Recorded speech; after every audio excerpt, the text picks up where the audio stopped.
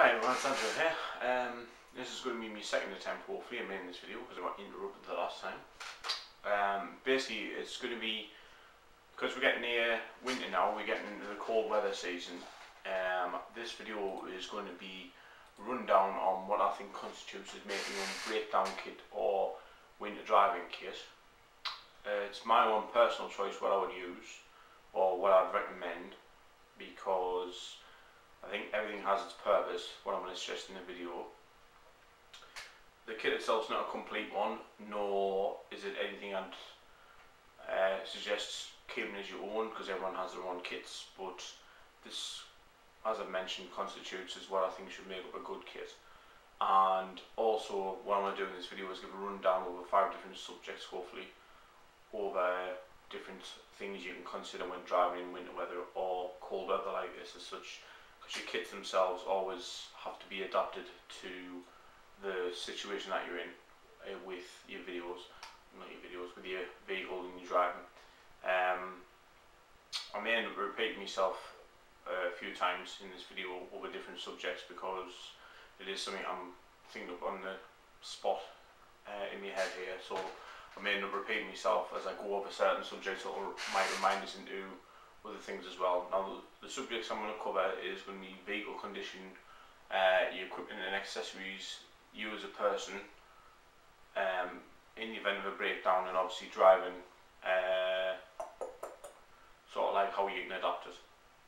Now first thing, the vehicle condition itself, whether your vehicle's old or new, it's pretty much your lifeblood when you're driving in cold weather, because when it's running it has the option to keep you warm, keeps you safe, protection in the event of a crash, and obviously it gives you a bit of reassurance in the event that you do break down. You've got somewhere to always keep you warm and something what can find you.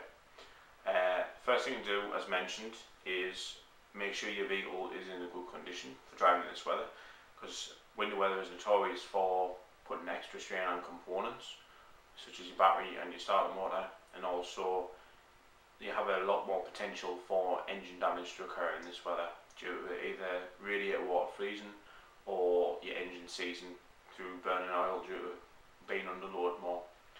Okay, so it's point of the condition is battery checking.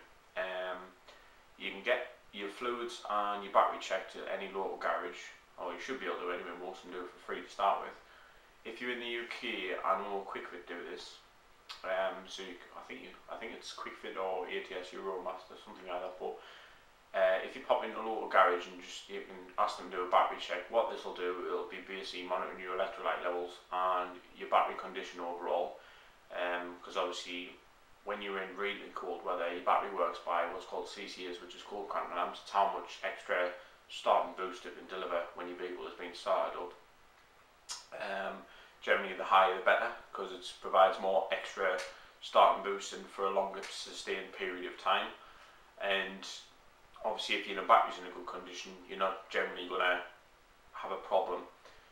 On that note as well, actually, which I haven't noticed, is servicing. Just make sure your vehicle's in a good condition overall, but this is part of the vehicle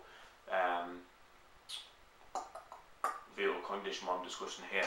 So if you need to make sure all your filters and stuff like that's changed, like your air filter, fuel filter, power filter, I'm gonna drink.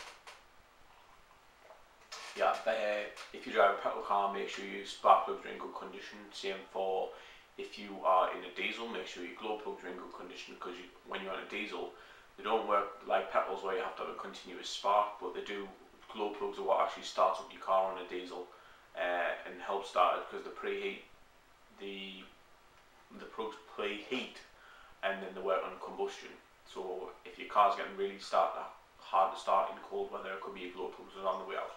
Anyway, so consider doing a service on your vehicle before the winter weather, or it is quite late now, but at bare minimum do all your filters, because your engine will breathe properly. Your filters, you can do them for about £10, and your spark plugs or glow plugs, if you do them, you're looking at probably about £20–30 for plugs. So, but generally you won't need to, as long as they're in good condition. Now, as part of the inspection check, you can have antifreeze checked as well. if you don't want to go to a garage, you can go to a place like Halfords in the UK and buy like a bulb tester. It's the same for your battery levels actually. All it is if you go to somewhere in the UK, if you go to a place like Halfords in the UK and you buy a tester yourself, all it is basically like a little bulb what you squeeze in, and it sucks out the fluid, and what it does, it adjusts a little flow based on I think it's the pH level or the acidity levels of the battery and the antifreeze to tell you if it's in a good condition. Now, going into it more, battery checkers I've noted, the battery, if it's in a bad condition, your vehicle will put more strain on your vehicle, which can burn out your starter motor when you're actually starting the vehicle. So battery itself needs to be in a good condition. If it's not, if after inspection or investigation your battery is in a bad condition, personally I wouldn't skimp on buying a battery, because it is what's needed to start your vehicle. If you're on a budget, you may have to buy one, but you can find one second hand through places like Gumtree, possibly even a scrapyard where you can buy them for about £10 I imagine, or some sort of breaker salvage yards. You can always test it with a multimeter on the spot to make sure it's good. A good battery, I believe discharged, I think it's 12.5 volts, or 12 volts, and then it goes up to 14.5 when it's charging. But anyway, battery check, if you need to get one, buy one new, because it works out at the end of the day. Batteries usually have about a 5-year warranty, and over the years it would only work out at about £1 a month or something like that, so it's generally worth it at the end of the day. Antifreeze on your vehicle, as noted, if your vehicle does not have the correct antifreeze levels, there is a possibility that in really cold weather your radiator water can freeze solid completely, and what this can do is snap the water pump on your vehicle, causing it to overheat. So make sure your antifreeze levels is always correct, and if you haven't got any antifreeze in your vehicle, get it serviced. At the end of the day, doing a £20–30 service is more expensive than a £200 or £300 engine rebuild or engine replacement. Other things you can check on your vehicle as well is your tyre pressure. Obviously your tyre pressure in this, make sure you at least the recommended tyre pressure is possibly a bit lower, just to maintain good consumption, because it'll stop you using lots of fuel when you're driving, and obviously it'll give you a bit better traction. Also on your tyres, you can check the tread depth of the tyres. They need to be really good. If you are driving in an area where there's a lot more snowfall in this type of weather, you can consider swapping out the tyres for snow tyres and then storing them over the winter weather. This way you'll get better grip with snow tyres, but in this weather at the moment it's just ice, so just consider getting at least all weather tyres, or on your existing tyres make sure there's a good tread depth. Your minimum is 2mm I believe, or 1.6, can't remember. Minimum tread depth is something like that, but try to make sure you've got at least 5 or 6mm on your tyres, which should last you for a bit. You can buy any of these, you can go to any place like Halfords in the UK, they actually sell a set of, I've got one myself, it's a tyre pressure gauge and a tyre tread depth gauge. I think it's about £5. They're both analog and they work really well, and it's a cheap thing you can do on the spot for measuring your vehicle. What you also need to do with part of your check with your vehicle condition is check all the fluids. So you have your antifreeze as mentioned, your antifreeze, brake fluid and power steering fluid as well, need checking them. Brake, that's what supplies it to your ABS system on your vehicle if it's got one, and obviously provides power to the master cylinder, so make sure your brake levels and all the fluids is topped up. As well as your screenwash, actually I forgot about that. Your screenwash is vitally important, because obviously if you need to spray your screen you need something which protects lower down so it doesn't freeze itself, because usually what you get with screen washers is they do protect, but I've ended up finding they're freezing anyway, so they're usually quite shit. I'll go on to that later on because I've got something to mention. But as well as that, your vehicle condition overall, basic safety factors, make sure your steering's working properly, there's no clunks, no noises, anything like that. If it does, consider getting it checked out. Seat belts, important thing, make sure all your lights is working, brake lights, headlights, main beam, because it's, if you get stuck in weather, you really want to get attention, and you also want good visibility so you don't blind other users on the road, and obviously make sure you're not going to hit people and stuff like that. But so that's hopefully covers your vehicle condition. So your vehicle overall should be in a good running condition. I'm going to turn that because I'm still looking at it. Your vehicle overall should be in a good running condition. Should be free of any noises, so to speak. Fluid levels should be topped up and in good condition, so that in the event that you do have to start the vehicle in a really bad condition, everything should work out hunky-dory. Now, second part of this, equipment and accessories is in what to keep with you on person in terms of your vehicle equipment. Now, as a bare minimum, what I'd personally recommend with fluids and that when you're driving in winter weather or cold weather is antifreeze. A small bottle will do, just like 1 litre or something like that. You can probably keep some water in the car, just on the emergency off chance that you need to top up the fluids in your car. You really should use deionized water, because otherwise you can form rust, or if you're desperate you can piss in the tank, I suppose. But, but no.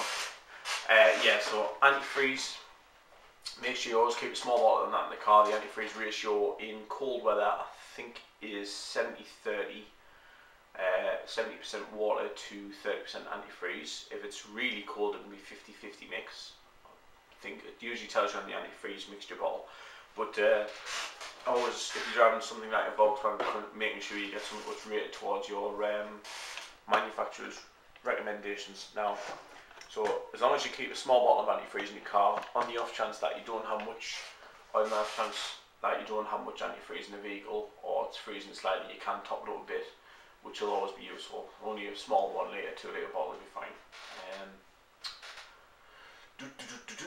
Screenwash, again, make sure screenwash and de-icer, because it's a manufacturer I want to recommend personally. Screenwash and de-icer, as mentioned, screenwash, if you need to squirt your screens, you need something which protects lower down. Same for de-icer, on the off chance you do need to scrape your windscreens or get them defrosted. You always need to use a good de-icer. I mean, you can get the cheapy cans one. I mean, there's 2 good ones in the UK. There's, I think it's Blue Star,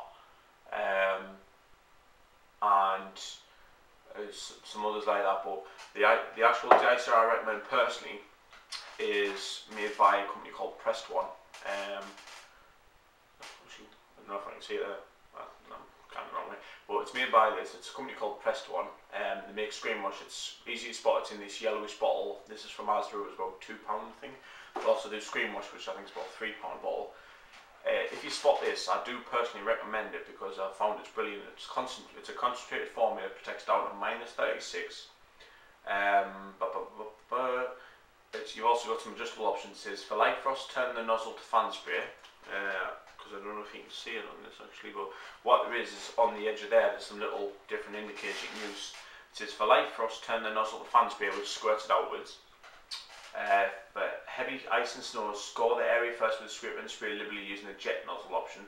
For use on wipers, spray and leave for a few seconds to work. Now, this stuff is extremely good. I had an absolute blanket of ice when I finished work this morning at 7 o'clock. It was -3 when I got in the car, and I literally just squirted this straight on the windscreen, and I didn't have to scrape it. I just squirted it on the windscreen all the way on the car. It took less than probably 20-30 seconds, and stuck on the windscreen wipers. Obviously I had to heat the inside of the car to get rid of any mist, but otherwise the windscreens weren't iced up after that, and I could drive away probably within the case of 5 minutes.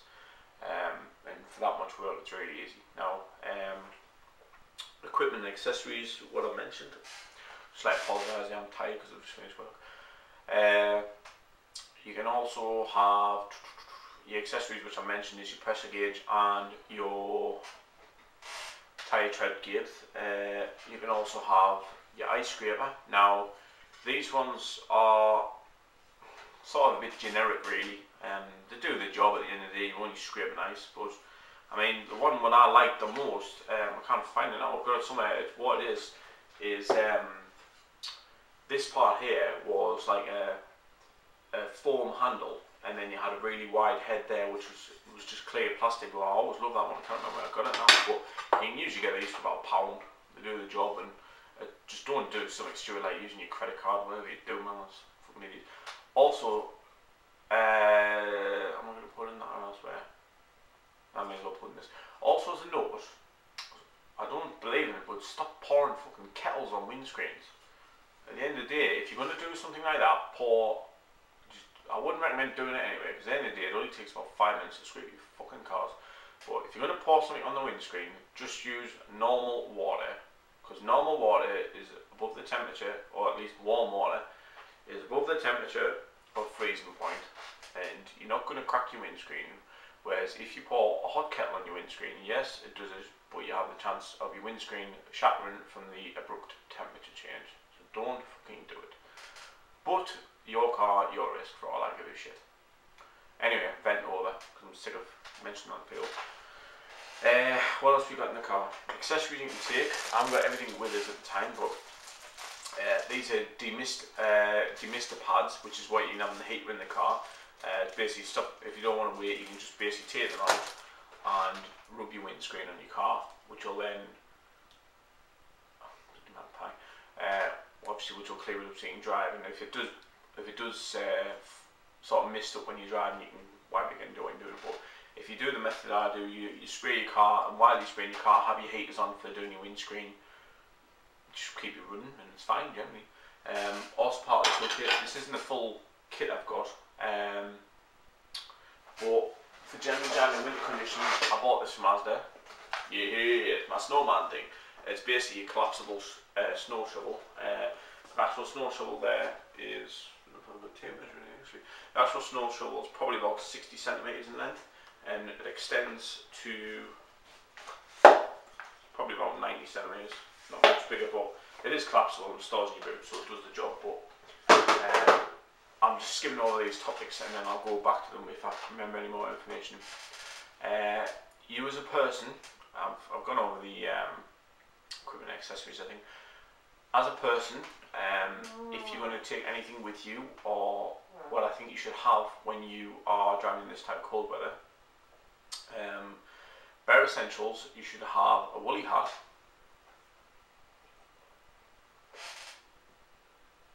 maybe even a flask of a cup of tea as well, because a good cup of tea always makes you think well. Anyway, you should have a woolly hat. First and foremost, the majority of heat loss you lose in your body is through your bonds, if I remember right. And at the end of the day, if you can't think straight, you're going to make rash decisions. So it's always worth keeping a woolly hat in your car, or at least in this weather. But it's always worth keeping one. Though it's small, you can chuck it in a glove box or something like that. Same note as well. 3 things, or probably 4 or 5 things. Woolly hat, keep your head warm, helps you think straight. Woolly gloves, same principle. It stops your hands going numb when you're driving, and it gives you full dexterity in your fingers if you don't have heaters what work in your car, for example. It gives you dexterity in your body, in your limbs, so that you don't go and find you kind of feel your fingers anymore. What was I thinking of again? I just had a complete memory blank. You can have something like a scarf as well if you want to keep your neck warm, but woolly hat, woolly gloves, spare socks, because it's always worth, if your feet get really cold, you can stick on an extra pair. I mean, personally in this weather, I'm actually wearing 3 now, but normally I was wearing 2 yesterday, but the warehouse was cold last night, so I've got an extra pair on. But what I'd always recommend is, if you're in this weather, is wear 2 pairs of socks, not 1 thick one, because it traps the air in between them and gives a bit more breathability to your feet then. If you have 2 pairs of socks, then it gives your feet a bit more warmth, and it actually feels a bit more relaxing as well. So I have 2 pairs of socks, and it might be worth keeping another pair in the car, so if you do get really cold you can stick another pair on. Other things you can have, maybe use a sweatshirt, so you can, if you get really cold you can stick on an extra sweatshirt or something like that. And also blanket. I would recommend having a blanket in the event of a breakdown, because at the end of the day, if you break down, a blanket's going to keep you warm and comfortable in your car, or to the point where you're not going to die. And obviously it'll raise your spirits when you're running without it.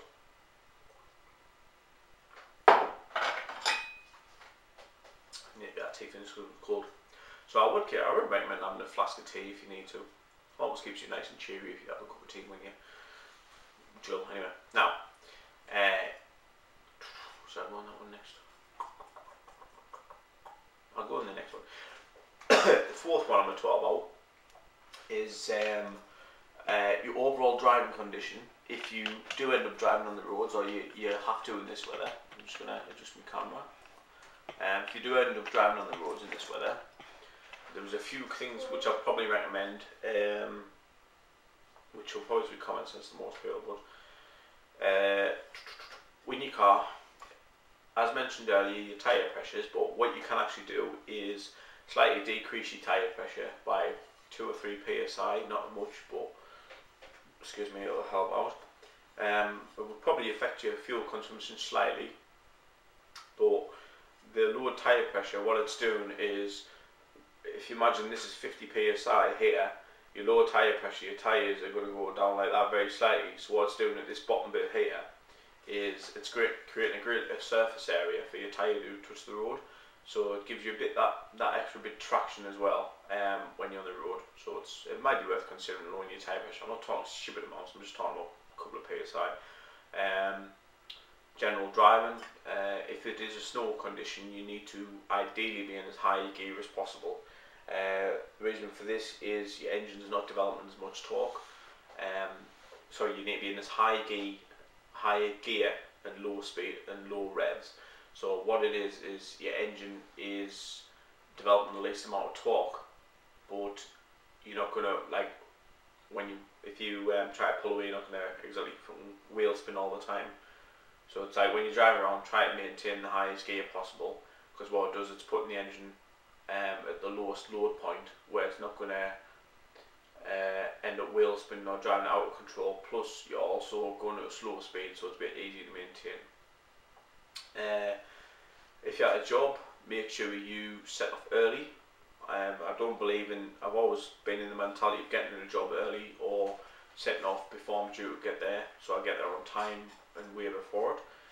In this weather, you're always going to have people who's rushing, not rushing, by the way, I know it's big probably, but it's always best to set off early at the end of the day, because if you can get there early, you're not going to get trapped, and at the end of the day, you're not going to hit all the traffic jams and stuff like that. You do run the potential of getting stranded if it's like a really bad road that's not gritted and stuff like that, but generally if you go the same route every day, it's probably a road that's gritted to start with. When you're driving, allow for extra stopping distances on vehicles. You don't want to go your normal. I would recommend doing at least, well, it's supposed to be 10 times the stopping distance if you're driving on ice and snow. I think it's a bit extreme personally, but at the end of the day, it's your own decision. But I'd always recommend keeping probably a good 10-15 car lengths away if you can. At the end of the day, if they have to brake suddenly in front of you, you don't have to. You can just see them. You've got plenty of time to react. You can just slow down gradually and calmly. What else can you have for your car? Can't think of anything, so I'll go on the next topic. In the event you do break down, bad things can happen, so always make sure you've got a mobile phone. So if you need to call, make sure you've got a mobile phone, possibly a tow bar, a fuel can, so if you need to get fuel or like you run out, or even in this weather, maybe just get a small 5 litre jerry can and just stick it in your boot. It's just that 5 litres, or maybe just get you another 100 miles or something. So in the event of a breakdown, you need to be ready. Keep a phone, some spare change in case you need to get a taxi or something like that. A torch so you can see. Your breakdown, a standard breakdown kit, wheel, vehicle jack, wheel brace, lock and nut, all that type of stuff. Breakdown cards if you're something like an AA member as well, and snow shovel, which I mentioned, jumper cables, foot pump, things like that. So at the end of the day, excuse me, at the end of the day, if you do break down, you can either resolve the issue yourself, or you've got someone you can contact, such as the AA, who I also like, or the RAC personally, to help recover your vehicle and obviously give you a bit of stability and comfort knowing that you're in an okay condition. What else? I think that's it. It's just a bit of a general overview video. I hope you like this. By all means, if you've got any comments or improvements you can suggest on this video, feel free. This isn't a definitive kit, it's just more a bit of a guidance, what I'd recommend personally. So if it's anything which you like, if it does interest you, feel free to subscribe or like it to me channel. It's a great help to me, and obviously at the end of the day it's better to be safe than sorry, so make sure you don't kick the camera like I've just done. Make sure you set up early and take your time, and safe driving.